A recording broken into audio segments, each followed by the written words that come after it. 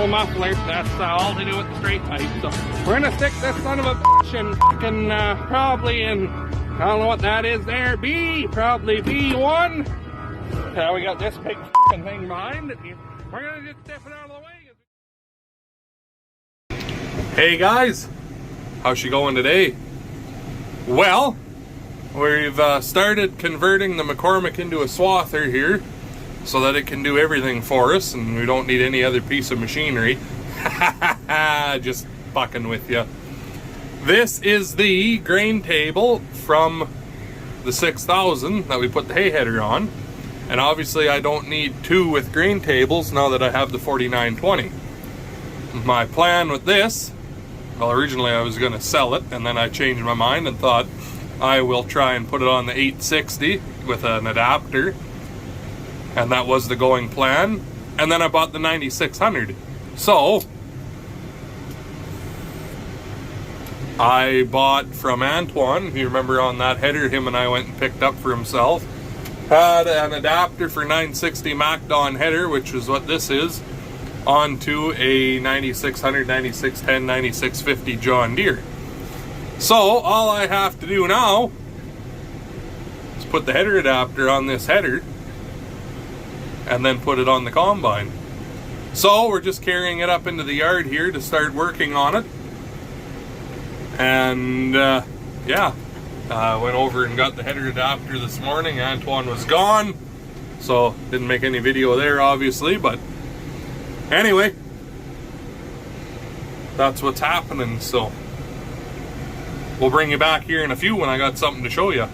This thing's pretty fucking heavy actually, hanging way out on the front of the tractor. Well, a little bit later in the day here, and we're on our way to go get some parts. And guess what?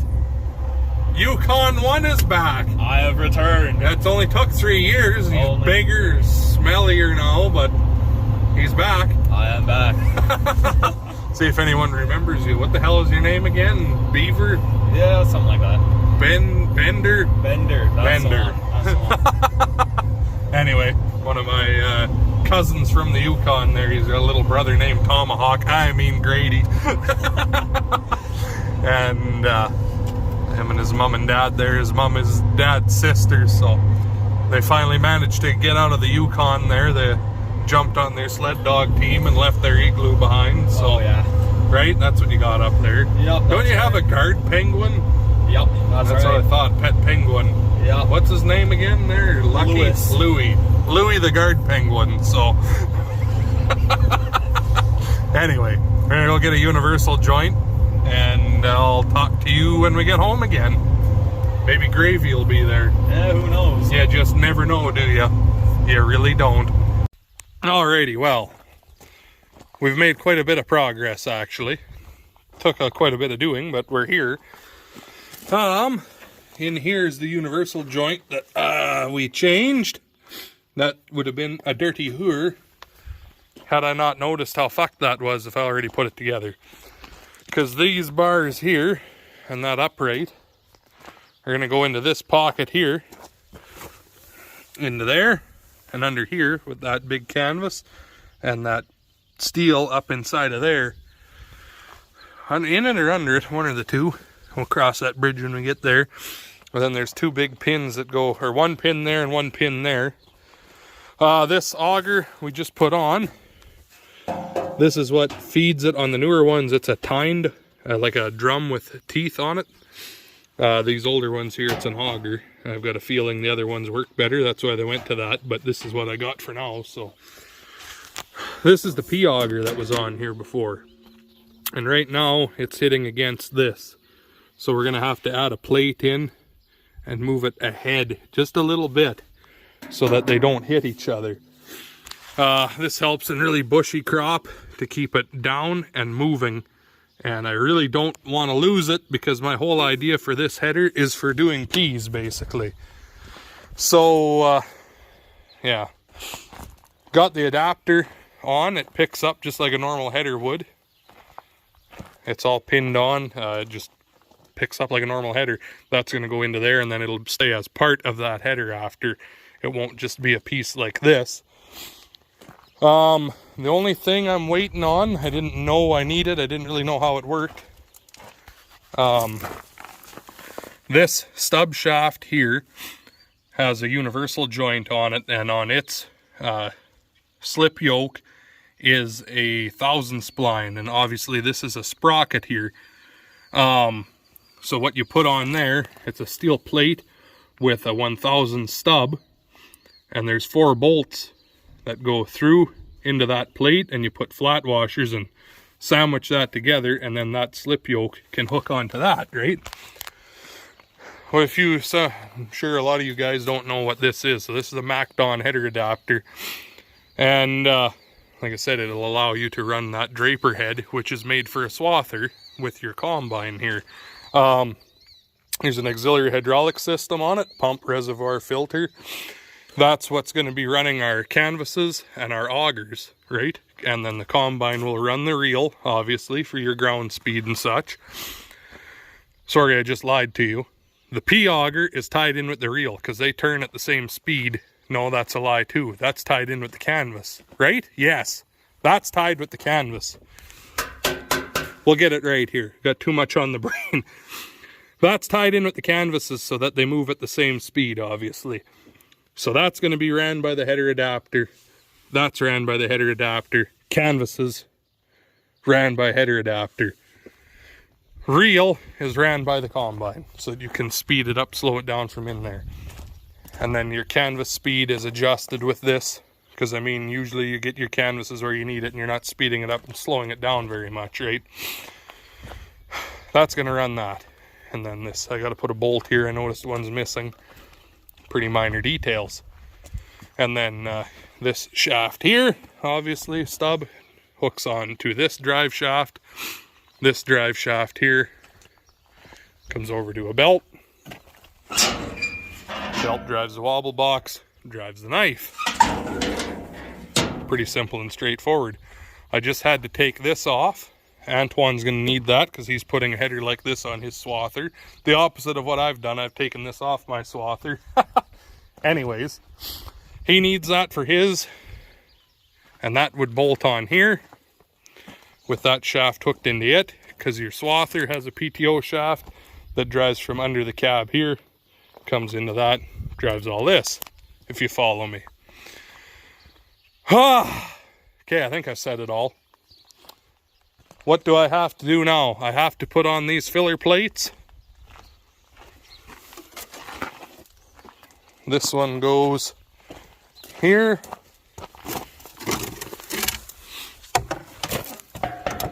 In here, well, somehow, one way or the other. I'll figure out the holes here, but anyway, like that. That bolts in here like that.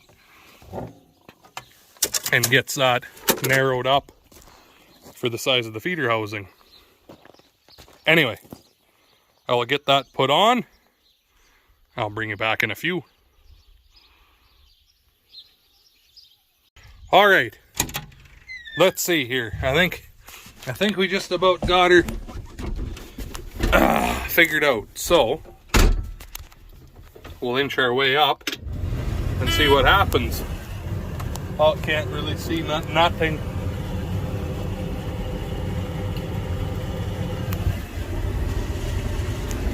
Oh, there we go. Like, what's going on here? There we go. Gotta have it in the hole there. Fooled me this morning because I must have hit this with my elbow and had to suck in the auger in like that. And it didn't want to go. It took me a couple seconds to figure out what I was doing wrong. Fuck. Well, it's the next day.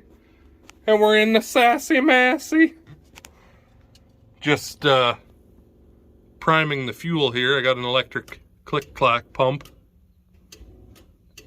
on that switch up here. I'm not sure what's going on. I got my key on, but everything's dead up here. It wants to crank. Get her the hell out of the shed and figure it out. Dad's just going to grab a can of ether because it always needs a little kick in the ass, but we'll get her going here. Ready? Ready. Contact.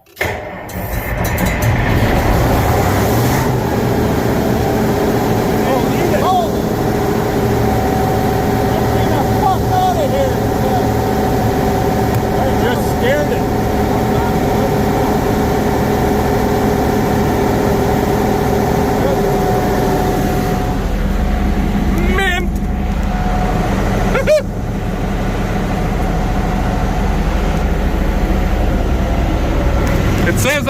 the grapevine there's a 9600 I have to go put to shame. Yeah.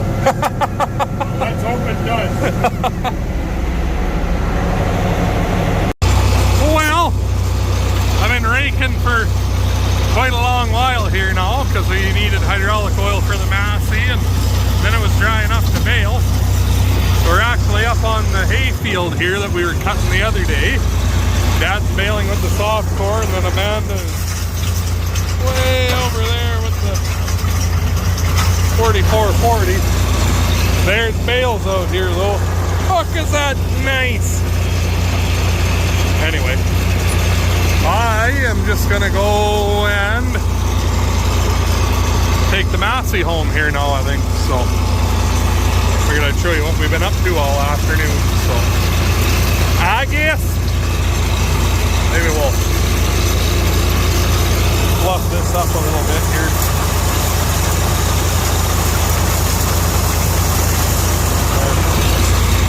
Alright. I don't have much left to rake out here, but it's a little after 8. It's going to take me a bit better than an hour to get the combine home. And what I do have raked, they'll be doing good if they get that all baled here. So, anywho, I will talk to you in a few. Chugging down the road with the old 860 Massey, leaving a trail of smoke. Overheating transmissions all the way. Ah, well, we're just about back home here. It's about 10 o'clock at night now. It was 9 when I left Grandpa's, so not doing too bad here anyways. Yeah, I guess we're gonna get home and park this, and that's gonna be a day. So I think Yukon 1 and 2, they're gone home already. Didn't get a click there of Yukon 2, but whatever, he's in the thumbnail anyway.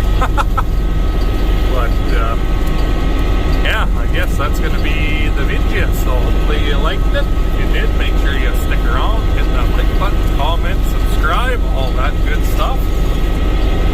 Thanks for watching. I'll talk to all you guys in the next one.